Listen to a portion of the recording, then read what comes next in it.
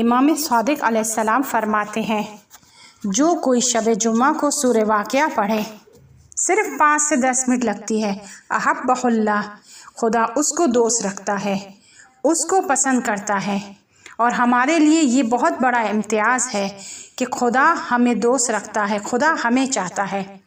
ایک بار ہم کہتے ہیں کہ ہم خدا کو چاہتے ہیں، خدا کو دوست رکھتے ہیں، لیکن ایک بار خود خدا کہہ رہا ہے کہ میں میرے فلاں بندے کو دوست رکھتا ہوں۔ یہی نہیں کہ خدا اس کو صرف دوست رکھتا ہے، بلکہ خدا ایک ایسا کام کرتا ہے کہ لوگ بھی اسے دوست رکھتے ہیں، اسے چاہتے ہیں۔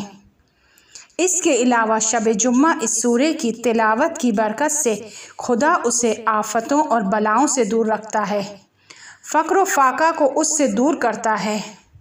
کون ایسا ہے کہ جسے زیادہ رزق و روزی نہیں چاہیے؟